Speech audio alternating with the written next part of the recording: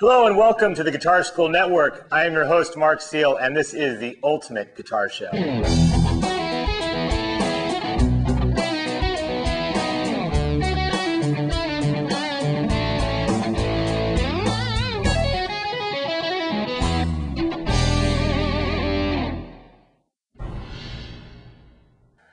All right, we have a great show for you today. I'm going to be diving into the blues, and basically we're going to start with more the beginner blues, if you will, get you guys kind of up to speed on that. Over the last few months, I've gotten so many emails regarding the blues. I've really discovered that it's such a hot topic with you guys. I thought we definitely should start covering it. So we're going to start in the all about technique. We're going to learn a basic G minor pentatonic or G minor blues scale. We're also going to learn a couple of techniques we can use with it, and even a couple of licks to get you practicing. In sound advice, we're going to just talk about a basic settings for your distortion for your blues that we're going to be using. In the mailbag, we're going to talk about a 1-4-5 chord progression. So if you don't know what that is, you're going to find out real soon.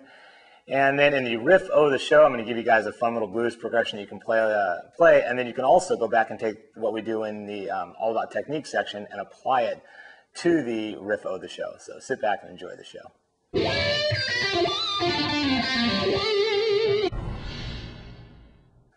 All about technique with the blues. It all starts with the blues scale pattern. Now, for those of you that understand what scale tones are and scale degrees, I'm going to give you the scale tone numbers, then I'm going to also show you the pattern. And for all today's exercises, we're going to be dealing with what we call pattern 2 that's in the blues. The pattern 2, the blues, the minor pattern is this. It's basically a 1 to your flat third. Now these are in terms of scale degrees. I'll go back over the fret numbers in a minute. 1 to a flat 3, 4, sharp 4 or flat 5, 5, flat 7, and a 1. Okay, so basically what we're doing is a minor pentatonic, 1, flat 3, 4, 5, flat 7, 1. But we're also throwing in what's known as the blues note, which is the sharp 4 or the flat 5, depending on what you call it. That's the middle note there. So it sounds like this. That's a 1-octave version of it. Now let's talk about the fret numbers. For those of you that don't know the scale tones, this is what we're talking about. We're talking about first finger, 3rd fret, 6th string. That's our root note, our G. Going up to the 6th fret with our pinky. 5th string, we're going to go frets number 3, 4, 5. To the 4th string, frets 3 to 5. 3rd string, frets 3, 5, and 6. There's that blues note again. That's the octave of the one we played previously. First finger, 3rd fret on the 2nd string to our 4th finger, 6th fret. And then first finger, 3rd fret, 1st string to our 6th fret. So the whole pattern all the way up.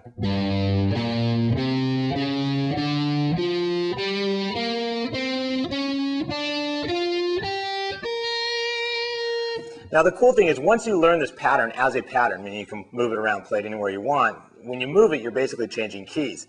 But if we move it up 12 frets, in this case we're starting on the 3rd fret, so if we go 12 we'll be on the 15th fret.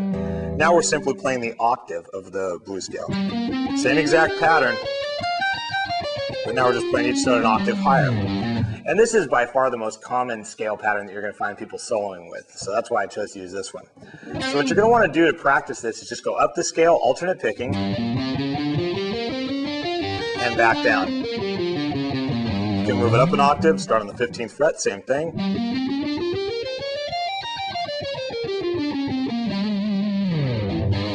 And basically you'll get pretty familiar with the scale. Now once you get used to that pattern, what you can realize is that the root note is the lowest note.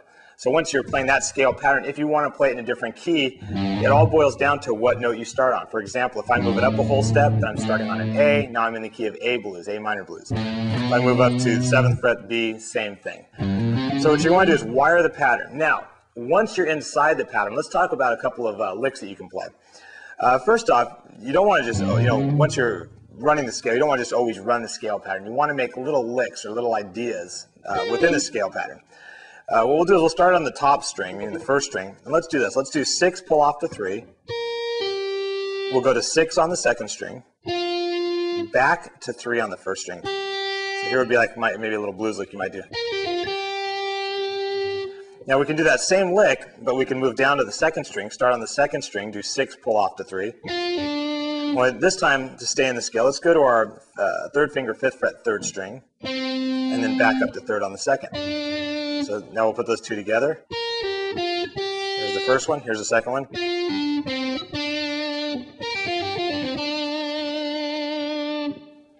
We want to add a little bit more to it, we can do this. We can go 6, 5, 3 on the 3rd string now.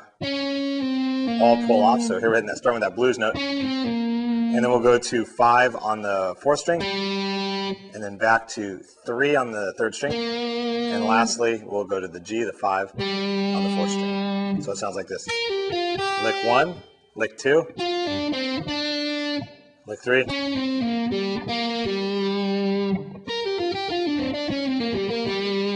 You get an idea that, and that's kind of how I put my blues licks together. I'll play one little phrase, if you will, and keep putting those phrases together to ultimately get a sentence and ultimately a paragraph and ultimately a whole storyline.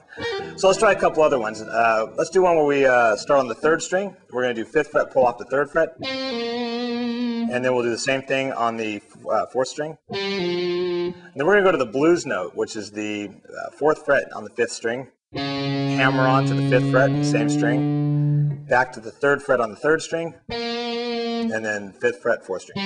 So it sounds like this.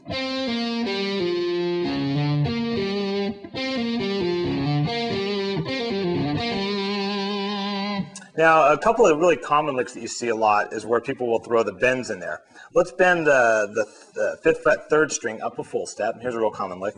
We'll bend it up a full step. We'll go to our 1st finger on the 3rd fret, 2nd string, roll it to the 3rd fret, 1st string, and we'll repeat that lick. Now, if you leave this down so that you hear both notes, it sounds a little sloppier, but it also has a little more grit to it, a little more of that kind of sloppy, gritty rock blues thing. Sounds like this. Now, if you're going to practice that lick, with the right hand, what you're probably going to want to do with the picking motion would be down, down, and then up, which will send us back, and repeat that. Down, down, up, down, down, up. We can also expand on that lick by doing this. We'll do the first 3 notes the same, but then we'll go to our pinky on the 6th fret of the 2nd string and pull off to 3, and then repeat that. Okay, you can kind of play around with that. And basically what I'm trying to do here in a very quick amount of time is get you up to speed on a basic blues scale pattern, and then how you might throw little licks in there. Now, the last thing I want to talk about is bends. When you do your bends, make sure you don't just randomly bend the note. Go back to the first, I think it was the first Ultimate Guitar Show that we did, where we talked about bends, and you'll want to incorporate those into playing. So, for example, if I'm going to do a full bend on the 5th fret of the 3rd string, make sure it's a full bend and it pitches out. Don't just kind of push the note or whatever. But bends in the blues scale sound really cool. And the other thing I want you to notice is that I'm staying in 3rd position the whole time. Okay, the scale was in 3rd position, meaning my first finger covers 3, 2, 4, 3, 5, and 4, 6. Walk up the scale. So I stay, even when I'm doing my licks, I do the same thing. Until I moved over to that last note, but you get the point. All right, go ahead and practice that. Practice your scale up and back. Practice making little licks, and then ultimately put a bunch of your little licks together, and you'll start creating cool little solos in the key of G blues.